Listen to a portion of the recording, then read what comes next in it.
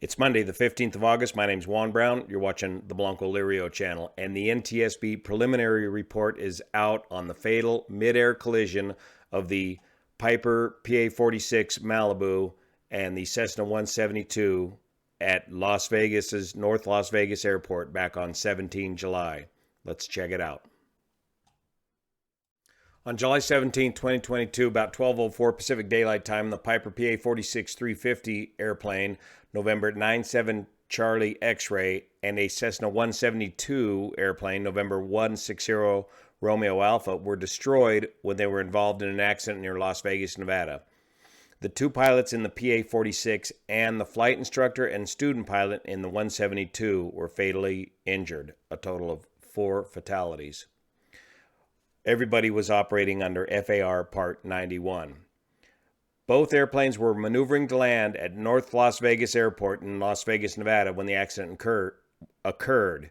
November 97 Charlie X-ray, this is the Piper Malibu with the turboprop conversion, had been instructed by Air Traffic Control, ATC, to fly left traffic for runway 30 left, and November 160 Romeo Alpha had been instructed to fly right traffic for runway 30 right. They had been in the pattern for several touch and goes off of 30 right. The airplanes collided about a quarter mile from the approach end of runway 30 right. Figure 1 shows the simplified Adsb data, and this picture is worth 1,000 words, and it tells the entire story. Here's the Cessna 160 Romeo Alpha doing a relatively short approach for 30 right, and the Piper Malibu lining up for the same runway when he or she was instructed to land on 30 left. November 97 Charlie X-ray was operating on an IFR flight plan from Coeur d'Alene, whereas the other aircraft was doing touch and goes under VFR right there at the local airport. November 160 Romeo Alpha was in the VFR traffic pattern for 30 right, flying a right-hand traffic pattern and communicating with the controller. November 97 Charlie X-ray was inbound from the north on the IFR flight plan from Idaho.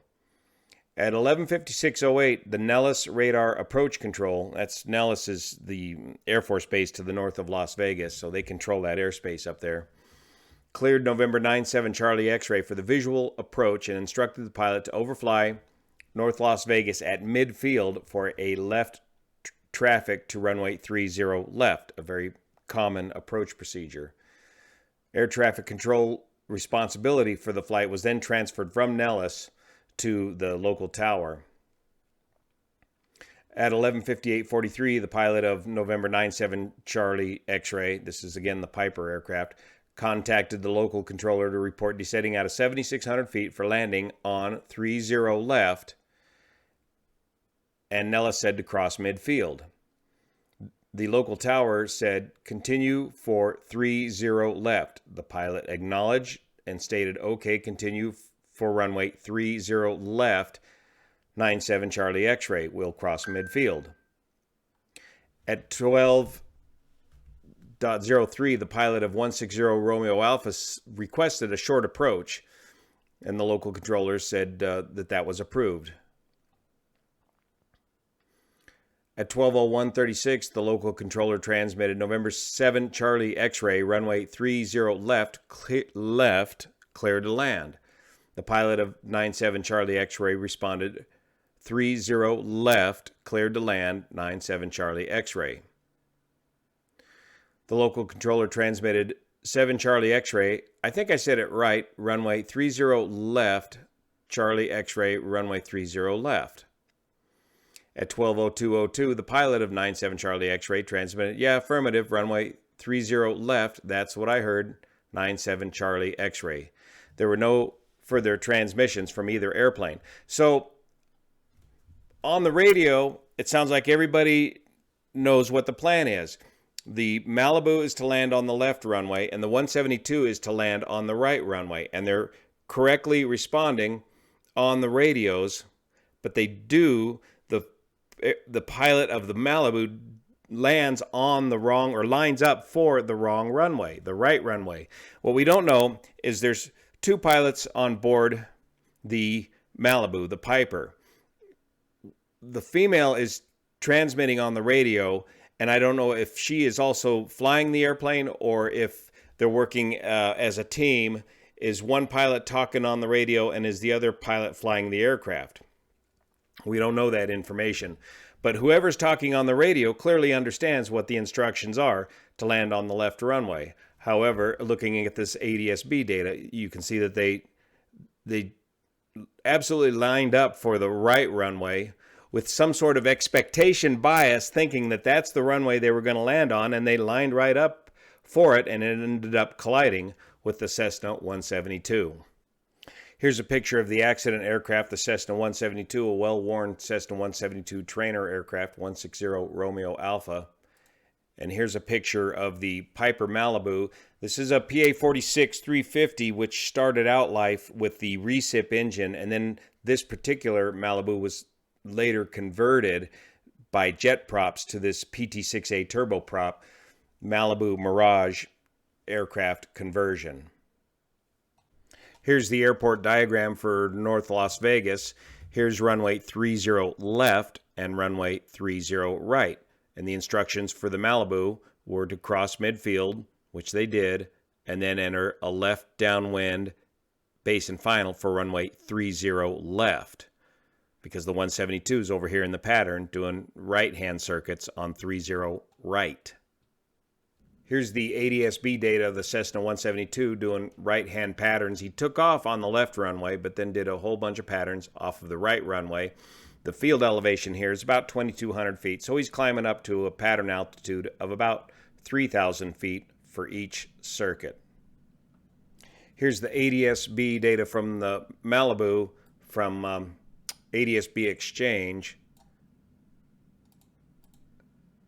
And they show the Malibu coming in for the midfield crossing of the runways, and then at at an altitude of about pattern altitude, 147 knots, 3,150 feet, and then doing a left-hand base turn for the right runway. This little twist off to the right is after the two aircraft collided. Here's the Google Maps view of North Las Vegas Airport, the two parallel runways. And when you come around down here on final, 30 right is the large runway on the right, 30 left is the shorter runway on the left that's further displaced from the right runway. And this is a technique I tend to use to help avoid these sort of misunderstandings and getting my lefts and rights confused is I'm landing on 30 left, the short skinny one on the left, or I'm landing on 30 right, the big runway on the right. So I can visually remove my expectation bias of what I expect to see down here on short final. This accident also illustrates the visibility limitations of a high-wing aircraft versus a low-wing aircraft, where the slower high-wing aircraft is lower and ahead and has limited visibility behind and above him, and a low-wing aircraft coming in from above with limited visibility down below and coming in at a much faster rate and colliding. And where these two aircraft came together in the pattern, very close to the end of the runway, there's very little time for a air traffic controller to realize the situation and react to this situation. So how are these sort of risks mitigated in the 121 airline world? Often airliners are flying visual approaches to parallel runways under visual conditions, but generally every carrier is required to back that visual approach up with an instrument approach. So even though we're cleared and we're flying a visual approach, we are backing it up with an ILS. In so doing, it's not only helping us with our guidance to the end of the runway, but it's also ensuring that we are flying the correct approach to the correct runway. Also, too, visual approaches for airliners are done from quite a bit farther out. So you're out past the outer marker. They may be as far out as 3 to 5 miles out before they're turned in to the final approach. So it's a longer final. Finally, there is a radar monitored no transgression zone between the two parallel runways that are carefully monitored by ATC to ensure that there is no incursion of either aircraft into that transgression zone while they're conducting the parallel approaches and landings under visual conditions. Even though everybody understood clearly what they were to do on the ATC communications according to the ATC audio tapes, and I'll give you a link to a video where you can listen to the actual ATC audio tapes from this accident.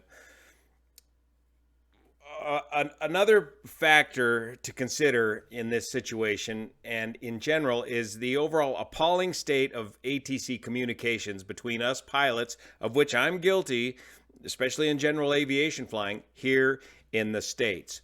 I haven't really noticed how bad it's become until I started flying the 777 overseas, especially into London's Heathrow Airport. I'm going to play you this random clip here of the approach controller coming into London, one of the busiest airports in the world, with languages from all around the world coming in. And just note how professional and thorough this ATC control operation is at London's Heathrow Airport. Uber 198, reduce speed 160 knots, maintain to 40 ms. 160 knots to 40 ms, go on in. Uber 887, turn right heading 180 degrees. Right heading 180 degrees, preferred 887. Uber 198, contact tower 18.5, goodbye. 18.5, go on in. Tower 3017, I'm sorry, direction 3017. 3017, good evening, 28 miles, runway 27 left, reduce speed 180 knots. Reduce speed 180 knots, and 27 left, sorry, 117. Ebird 887, turn right heading 245, establish microwave 27 left, ascend to altitude 4,000 feet. Right heading 245, descend to altitude 4,000 feet and establish microwave 27 left, Uber 887. Even though they use a little bit different terminology than we do here in the States, you hear how precise and how complete all the readbacks on the radio transmissions are. We've got a long ways to go here in the States to achieve this kind of radio discipline. And this could go a long way to help alleviate some of these miscommunications on the radio. So lessons learned from this accident: expectation bias, that's a tough one. If you are convinced in your mind that this is the correct runway that you're to land on, that's a tough one to overcome. That's where I like to come in and say, I'm going to land on the left runway. That's the skinny runway on the left versus the right runway, the large runway on the right. I like to confirm that with the other crew members on the aircraft, even in the small aircraft. And instead of saying, is this the right runway, right? This is the correct runway, correct? Am I correct?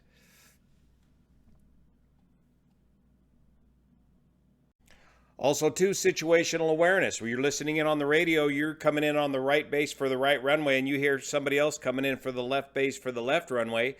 Get him in sight and keep him in sight and make sure he's going to do what he says he's going to do.